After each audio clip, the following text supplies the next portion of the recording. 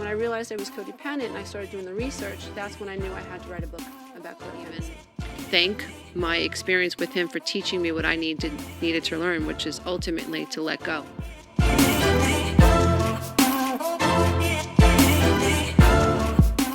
So today we're going to be talking about 10 common gaslighting phrases narcissistic cheaters use on you to confuse you. If you love this content, please don't forget to subscribe and hit the notification bell. This way, every time I upload a new video, you'll be the first to know. Thank you so much for being here. Thank you for learning about narcissism. Thank you for learning about personal development. And thank you for trying to figure out what's really going on in your life and in your relationship. I firmly believe that the more we know about what's happening inside our relationship dynamics, the more balanced we feel mind, body, and soul. If you're being abused by someone who is gaslighting you, chances are some of those signs will include this idea that you feel like you can't trust your instincts. You can't trust your mind. You can't trust your decisions. You may struggle with brain fog. You may find yourself apologizing to the very person who is abusing you. You might not be able to trust even the most simplest decisions. You might feel jumpy. You might feel like you're crawling out of your skin. You might be afraid of sudden noises. Your joy might have taken right out of you. You might not be happy about anything. You might notice that what you really think about most is the other person. And you might not even realize that you're being manipulated and abused by someone who is gaslighting you to control you, to keep you stuck, to create a trauma bond. When you're being gaslighted, it's very common to have a trauma bond because this person has pulled you in. They most likely love bombed you in the beginning, which meant that they idealized you. You may have ended up feeling like your ship has come in. Finally, you've manifested someone who gets you. And in a certain amount of time, you realize that you're not feeling as loving towards this person, or this person doesn't feel as loving towards you. You've been threatened with abandonment, and you've been criticized. You've been blamed for why they're pulling away. In this session, what I'm going to talk about are 10 key gaslighting phrases that a narcissistic, gaslighting, cheating person or spouse or partner will do or say to you to keep you off balance. The whole goal is to throw you off your game mentally and emotionally and psychologically, which is so cruel, so that you cannot hold this person accountable. This person is not going to admit that they've done anything wrong. They much prefer that they have their cake and eat it too. Why? Because another sign of narcissism is that this person is empathy impaired. So being honest to you or with you is not high on their priority list because they lack empathy for you. So you are not seen as a 3D autonomous person with valid emotions. No. You are seen as an object or a source of narcissistic supply, as are all the people that this person is cheating with as well. They just don't know it. The new supply is being idealized, and they don't know that they've been sucked in by a narcissist, right? It's all part of a game, right? To keep this false image that they have of themselves in their mind going. And pulling the strings of other people, treating people with disregard, not understanding that their behavior is hurting other people is all part of the game. And it's a game for dominance and control. It's bad enough being cheated on by anyone, but being cheated on by a pathological cheater or being cheated on by a narcissist, you never get to resolve the issue for so many reasons. So I want to talk about some of the things that a narcissistic gaslighting cheater will say to you to keep you off your game. So the number one thing that a narcissist will say to you is, I'm not cheating, you're just paranoid. So the whole agenda is to make you feel like there's something wrong with your perception. So it's not that this person is cheating, it's that you shouldn't trust your perception because you're paranoid, right? We hear this over and over and over in narcissistic relationships where when you start to defend yourself, the person who's abusing you questions your mind. You're just paranoid. It's all in your mind, right? So this is a very common phrase that someone who has high narcissistic traits will use without much really regard for how this phrase is making you feel and how much chaos that might create in your being to have someone question your perception. And if you have felt like you've questioned this person a lot, and rightfully so if you're dealing with a narcissist, then they hit you up with, well, you are paranoid. See, you don't like this and you don't like that. Has nothing to do with your perception that you're being cheated on or the fact that you're being cheated on. But what a narcissist will do, a narcissist will use these other experiences to justify and rationalize why he or she thinks you're paranoid. The next key phrase is, if you weren't so insecure, you would not think I was cheating. So again, it's not that this person's cheating, it's that you're insecure, and that's why you're perceiving this person's cheating.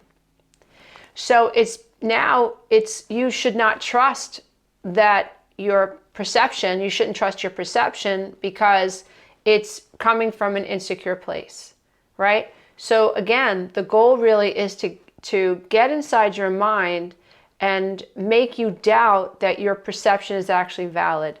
I have gone through this, and I can tell you it is maddening to have your perception questioned over and over and over. Is so invalidating. It marginalizes you, and if you have trauma in your background and you had a mother or a father, a sister or brother, or significant person in your life call you crazy or say that you're paranoid or you're just insecure, that wound is triggered now when the narcissist uses it against you. And this comes into play because once a narcissist knows what your spiritual boo-boos are, they will use them to their advantage while they're gaslighting you. So if you say, I've always felt insecure about this, and my mother used to call me paranoid, dear one, they're going to use that against you. To me, that is a telltale sign of narcissism. When you share with someone one of your deepest wounds, and during an argument or a conversation, this person uses that as an emotional weapon against you, you may either have a full-blown narcissist on your hands or someone with very high narcissistic traits who lacks empathy for you. Another key phrase you might hear is, if you were prettier, you probably wouldn't be so paranoid. So, if you're a woman and, you hear your boyfriend comment about your looks, this is a deep, deep, deep low blow, because every woman, regardless of the way she looks, at least wants to think that the person that she's involved with finds her attractive. And when someone uses this type of a phrase to throw the woman off balance, to invalidate her perception of being cheated on, it goes right to the core of a woman's soul. So if you were prettier, you wouldn't be so paranoid and you wouldn't think that I was cheating. So not only, it's like a double whammy, right?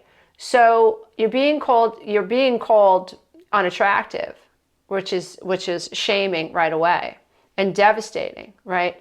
And then on top of it, your mental state is being questioned.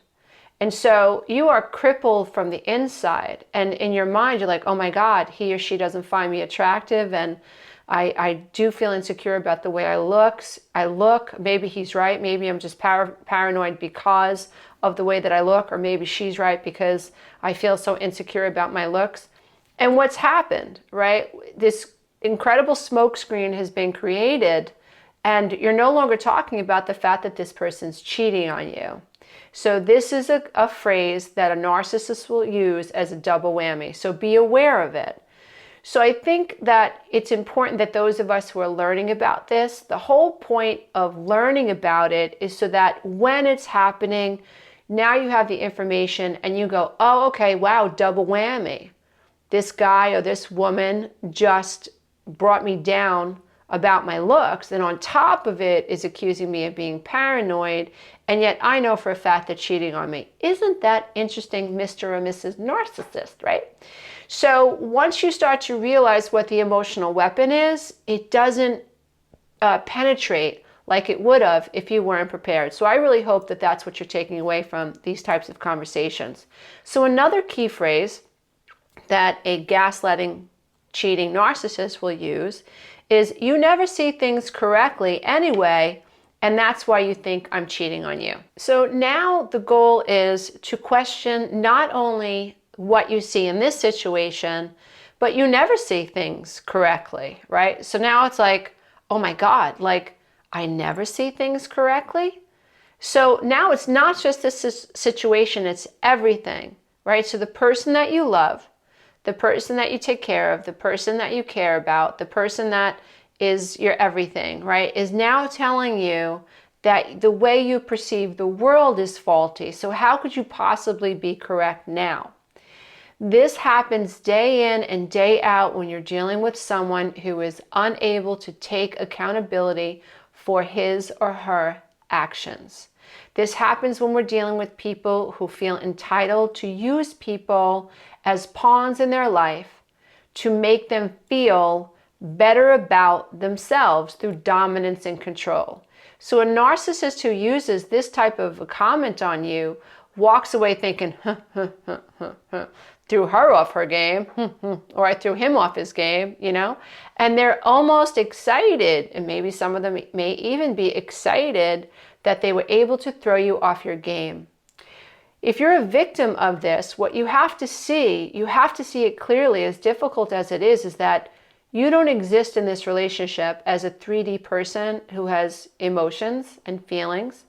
The person you're dealing with doesn't consider how you feel.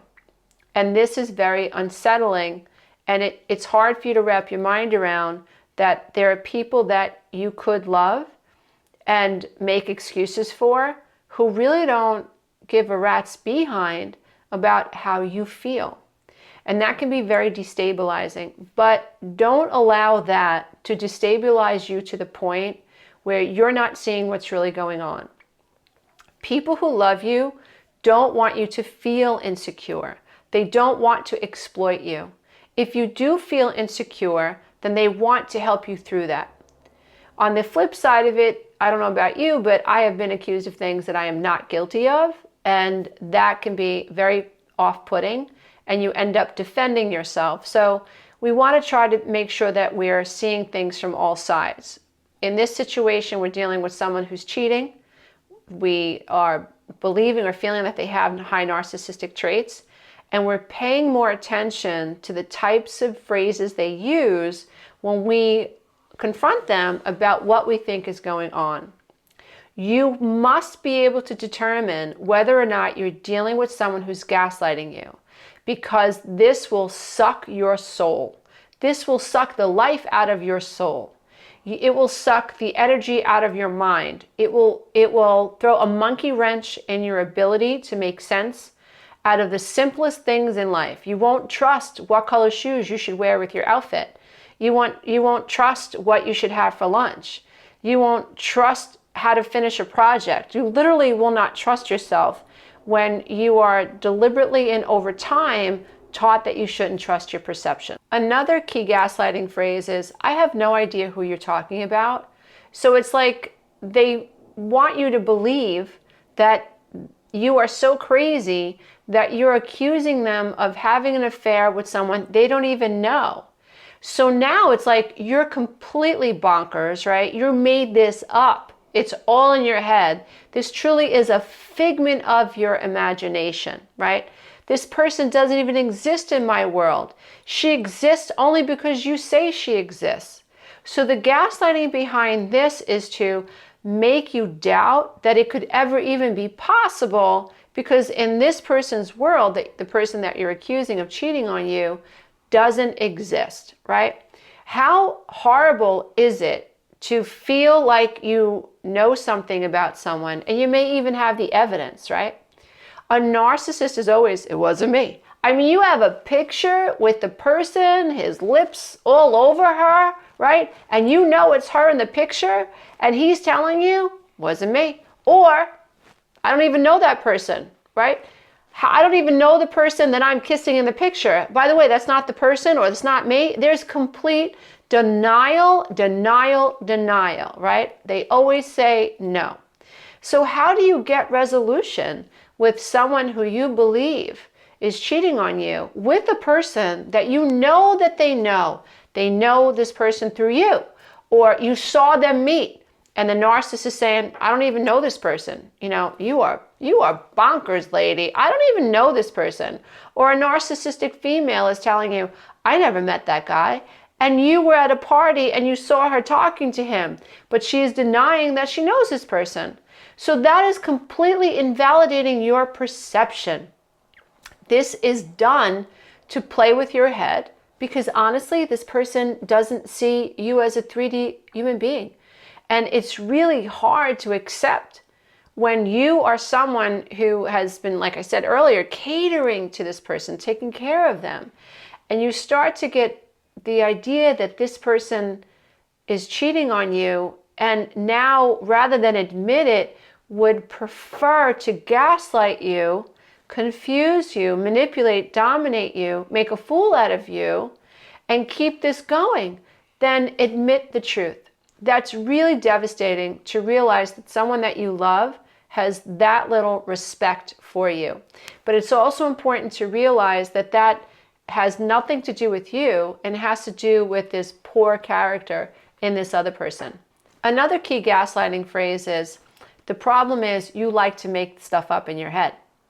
So here we go again. You confront someone, you're hoping that they're going to admit it, you can get some resolution, maybe even work on your relationship or end it, right? But the last thing that you want is to have someone insinuate that you're crazy, right?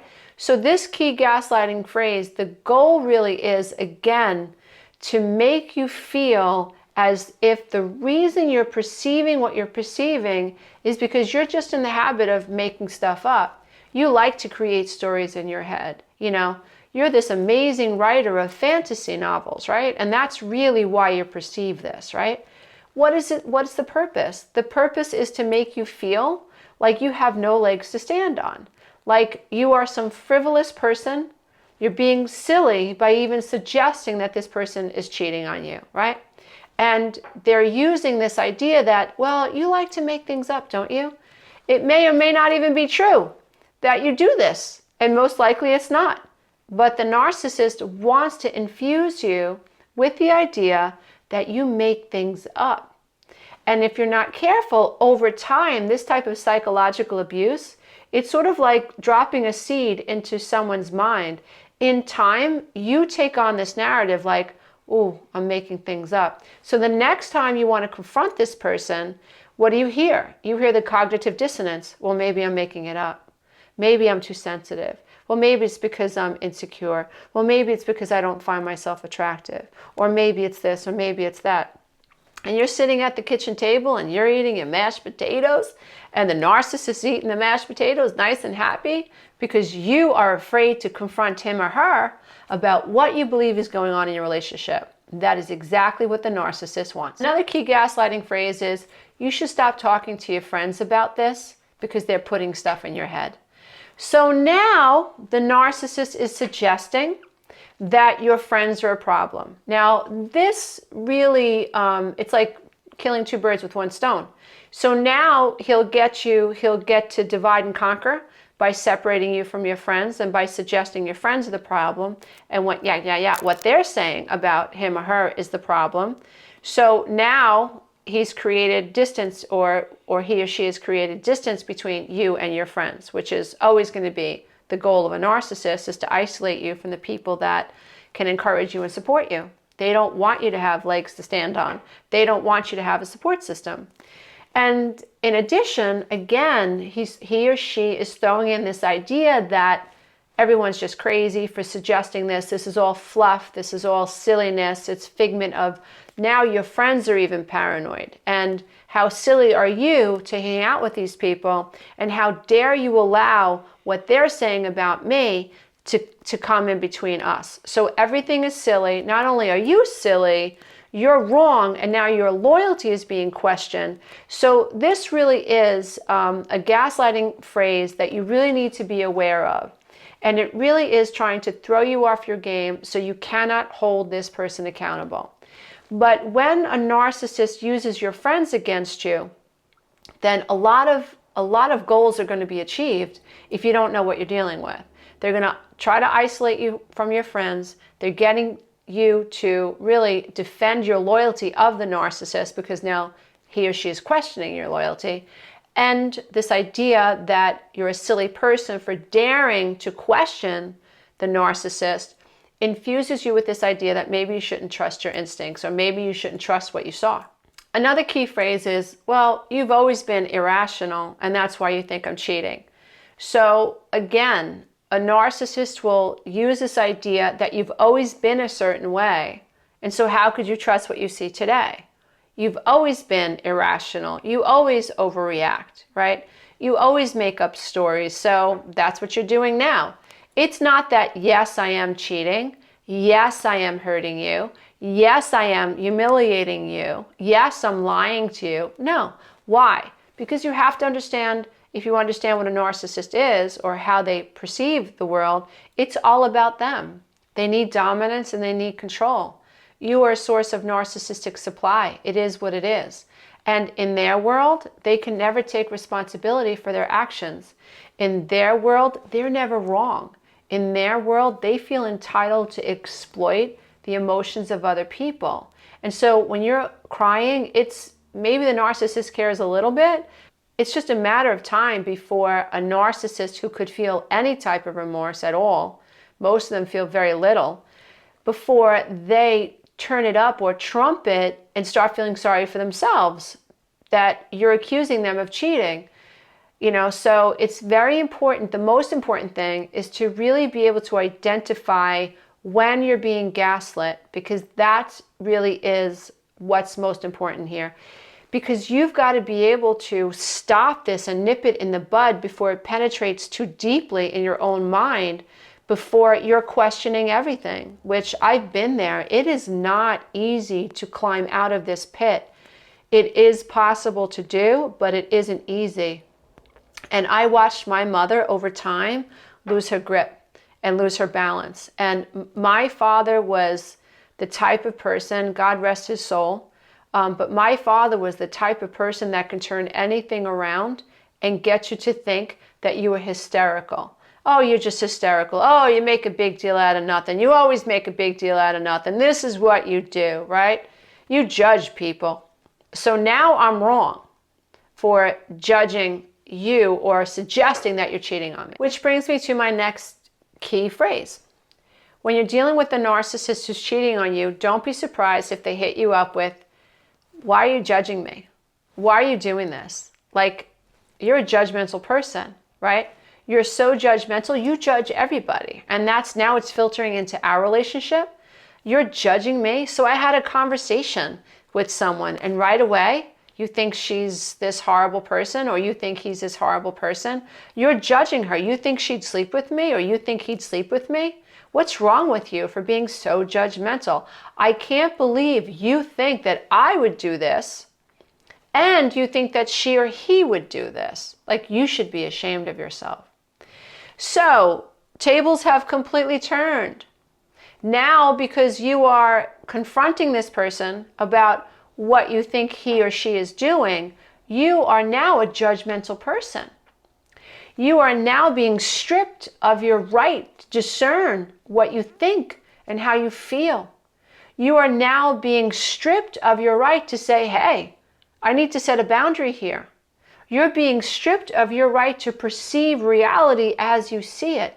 And the judgment card is being used. So now it's being suggested that you're not only paranoid, but you should be ashamed of yourself. So now we're adding shame to this idea that you should never, ever, ever accuse this cheating narcissist of cheating on you with one of his friends or one of her friends or someone from work or whatever. How dare you? So now you in the future will experience cognitive dissonance. Because when you think you see something, you're going to remember, your brain is going to recall the shame that you felt when you confronted this person about this issue. You might even be afraid now that this narcissist is going to tell the person that you think he or she is cheating on you with, that you suggested this. So now you feel embarrassed, you feel ashamed, you feel guilt-ridden that you accuse the narcissist and this person of cheating on you. This is gaslighting on steroids, because now you are so confused, you are so messed up, and now you go back into the shell. And now lots of times you try to be the good little boy or the good little girl to get back in the graces of the person who's manipulating you and psychologically abusing you and cheating on you. The last key phrase that I want to talk about has to do with a narcissist who wants you to believe that it's your base emotional set point that's the problem, not the cheating. And that is that you're such a negative person. You're such a negative person. Look what I do for you, right? The reason you feel the way you feel, the reason you think I'm cheating on you is because you're just a negative person. You don't see good in anyone. Can you see how you're being psychologically abused? How maybe you aren't Susie Sunshine all the time, right? Or maybe you are a negative Nelson once in a while. But that, damn it, has nothing to do with being cheated on. Because if you're being cheated on, you're being cheated on. But what a narcissist will do, will take your, innocuous, mundane, everyday complaints or a conversation that you had, that you shared with him or her about a friendship, and maybe it wasn't the most positive, but it's life, There are going to be things that people do that annoy you. And you're not a narcissist because someone annoyed you, right? It's normal to be annoyed, but you share it with a narcissist and it immediately goes into their ammunition box. Oh, she talked negative about her best friend. I'm going to use that against her one day. Or, oh, he spoke negative about his mother. I'm going to use that as ammunition one day. I mean, it's not beyond a female narcissist to say, well, you don't have any good relationships with any women and you have mommy issues and that's why you think I'm cheating on you, right? You don't trust your mother, so now you don't trust me. That has to be true if the female's cheating on him. So these are the types of phrases, and this is the agenda behind. The agenda is really to dominate and control the other person. And why does this happen? This happens because narcissists are grandiose. They think that they're better than everyone else. They have a lack of empathy for others, and they walk around feeling pretty entitled. They get a kick out of being able to lie and pull the wool over someone's eyes. They actually enjoy when someone's cowering. I mean, I don't know about you, but that makes my skin crawl to think that someone would cower around me. I don't want anyone cowering around me. That's awful. Everybody should feel empowered. Everybody should feel themselves. Everyone should feel confident. But there's a certain person that enjoys, haha, I got them. Aha, they're squirming in their seat. Aha, I made her think that it's her. Haha, I made him think that it was him. Haha, he feels like it's his fault now that he accused me of cheating. And look at him, he's questioning his sexuality and he's questioning whether or not, he's good enough or he should be able to trust his feelings about me. Haha, I just came home from my lover's house and he has no clue. There's a certain person that actually enjoys that type of dominance over somebody, and it's icky, it's nasty, and the more we're aware of how this operates in relationships, the better we can extricate ourselves from these relationships so we are not drawn in by these energy vampires whose agenda it is to just keep us stuck in unhealthy relationships. There are some things that I think that you can do to help you if you are being gaslighted by a cheater. Keep really good records. If you feel like you're being lied to, then it is in your best interest to take pictures and to store them in a safe place. Maybe even send them to a friend, right? If you don't trust your computer, then take these pictures, send them away, and maybe even go to Shutterstock. Create a little book of text messages and pictures. Download pictures from wherever you can to prove what you're going through. Also, keep voice memos. One of the things that my clients routinely do, those who are struggling with narcissistic abuse, is they send me memos of their conversations with the narcissistic mom or the narcissistic partners. And this is very, very important because this is all part of the record keeping system. And so when you have someone that you trust listen to a memo, a voice memo, a voice recording, right? And they're taking notes, it's so much easier for that person to be able to say, oh, that was a gaslighting phrase, or, oh, you know, that was marginalizing you, and, turn the tables and blame shifted. What does this have to do with that, you know? She said she didn't know that guy, but I was there when you met him. And this, when she met him, and this really does help you pull you out of the tornado of emotions that are occurring when you're being gaslit, when your life is falling apart. So keeping good records, downloading photos, keeping voice memos, sending them to a trusted friend, and fact checking. Now, if you know that Nancy the narcissist is cheating on you with Bob from the office, you know that. But Nancy says that she never met Bob. Now you have a friend who's like, for a fact, I know she met him. I was at the wedding when I saw them dancing. Hey, friend, do you have a picture of them dancing? I would love a picture of them dancing. Well, that goes into your little box of pictures of this narcissist. Why is this so important? This is important because emotions, strong emotions, can pull you into the deep end. And it can really make it difficult for you to keep your nose above water, especially if you're living with this person, right? And sometimes when narcissists get caught, they come on really thick, right? So it's like you think you catch them, right? And you accuse them, they gaslight you, everything gets quiet for a little while. And before you know it, they're like, hey, you want to go to your favorite French restaurant? And you're like, okay. You know, and for a couple of weeks, things are like really good, throwing you off your game again, right? Or you suddenly have this hot and heavy, you know, bedroom experience. And you're like, okay, maybe she's not cheating on me, and maybe he's not cheating on me. It starts to play with your head a little bit. So you're secretly being hoovered in, right? But if you feel like you're being gaslit, it's very important for you to document this. Even document the timeline. I accused her or him of this. This is what was said. This is the evidence I have to back it up, and this happened, right? So you might have a narcissist suddenly stonewall you and give you the silent treatment, so you scurry back to them, right? Because they're trying to make you feel guilty, they're threatening your abandoned trauma.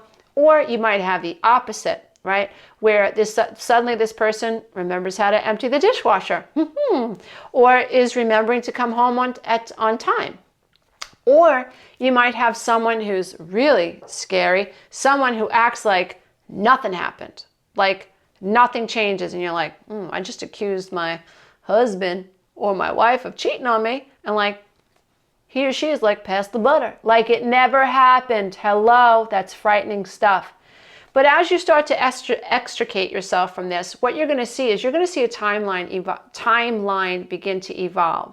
Make sure that you keep that timeline. Make sure you keep really good records, and you have a support system.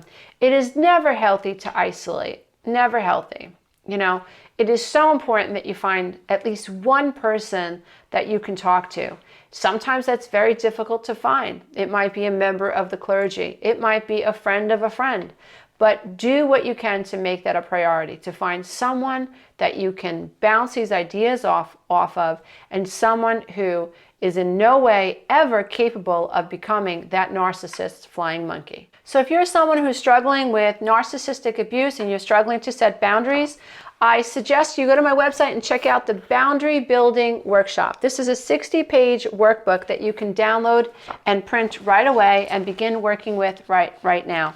You also get an MP3 audio of my most popular boundary building workshop that I did in person. This MP3 is over an hour long, and it really is something that you can use right away. So it's going to teach you some practical skills about how to stand up for yourself, be more assertive, confront the childhood programming that's preventing you from breaking through and getting ahead in your relationship in a positive way. And if you'd like to work with me and my life coaches for my next live 12-week breakthrough coaching program, go to my website at www.lisaaromano.com and check out the 12-week breakthrough coaching program. Namaste, everybody. Until next time. And please, when you're out and about, don't forget to think. Hey, if you love this content, don't forget to check out the next video, and you can go to my website and take the Codependency quiz.